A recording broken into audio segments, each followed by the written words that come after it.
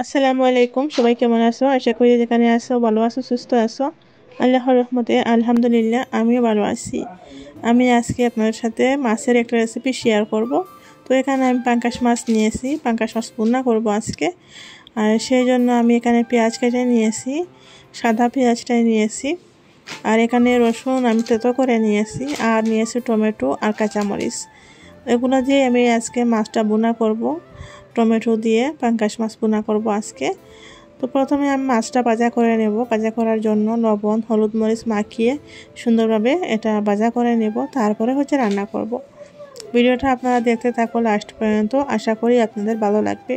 আর যদি ভিডিওটা ভালো লাগে থাকে তাহলে একটা লাইক দিয়ে আমার চ্যানেলে নতুন হলে চ্যানেলটাকে সাবস্ক্রাইব করে নোটিফিকেশন অন করে দিও, যাতে আমি ভিডিও ছাড়ার সাথে সাথে আপনাদের কাছে পৌঁছে যায় আর আপনারা সময় সুযোগ করে দেখতে পারেন।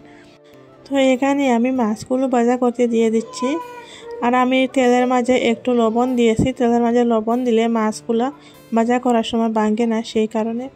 তো এখানে মাছ ভাজা হয়ে গেছে, আমি পেঁয়াজগুলো দিয়ে দিচ্ছি মাছের তেলের মাঝে। যে তেলে আমি মাছ ভাজা করেছিলাম সেই তেলে দিয়ে দিচ্ছি, দিয়ে ভালো করে পেঁয়াজগুলো নরম করে নেব। আর এই যে এখানে দেখো মাছগুলো ভাজা করে নিয়েছি, অনেক সুন্দর কালার হয়েছে। আপনারা মাছ এইভাবে ভাজা করেও খেতে পারেন, অনেক মজা লাগে খেতে। তারপরে এখন আমি তেতো করে রাখা রসুনগুলো দিয়ে দিচ্ছি। আর আমি এখানে কোনো আদা ব্যবহার করব না, শুধু রসুন দিচ্ছি। এখন আমি টমেটো আর কাঁচামরিচ একসাথে দিয়ে দিয়েছি, দিয়ে ভালো করে নেড়ে কষিয়ে নিচ্ছি। পরিমাণ মতো লবণ দিয়ে দিয়েছি, যাতে টমেটো আর পেঁয়াজ একেবারে নরম হয়ে যায়, সেই কারণে দিয়ে দিয়েছি এখন লবণ দিয়ে আরও কিছুক্ষণ আমি নাড়াচাড়া করে নিচ্ছি। নিয়ে এখন মশলা দিয়ে দিচ্ছি, হলুদ পাউডার, ধনিয়া পাউডার, মরিচের পাউডার। হলুদ পাউডার দিয়েছি আধা চামচ, ধনিয়া পাউডার আধা চামচ, আর মরিচের পাউডার দিয়েছি 1 চামচ। দিয়ে একটু জিরা দিয়ে দিয়েছি। এখন আমি এগুলো ভালো করে কষিয়ে নেব, একটু একটু পানি দিয়ে সুন্দর করে কষিয়ে নেব। একেবারে বেশি পানি দেব না, এরকম তোড়া করে পানি দেব আর কষাবো। মাছ ভুনা যত মশলা কষিয়ে ভুনা করবেন তত বেশি মজা হবে খেতে।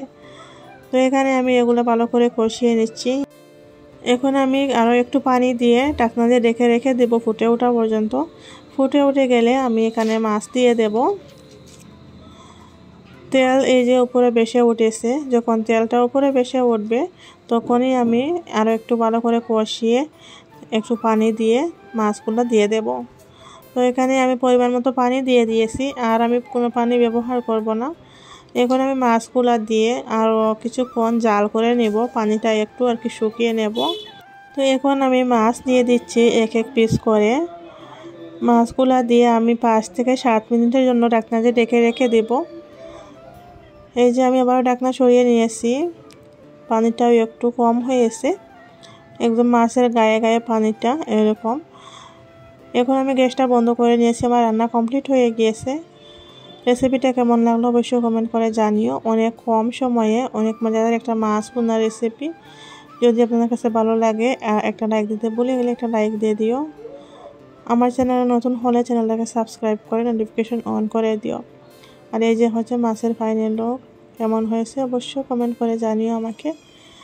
এভাবে মাছ ভুনা করে দেখবেন টমেটো দিয়ে, যে কোনো মাছ খেতে অনেক মজা লাগে আর অনেক কম সময়ে হয়ে যায়। আজকের মতো বিদায় নিচ্ছি, সবাই ভালো থেকো। আল্লাহ হাফিজ সবাইকে।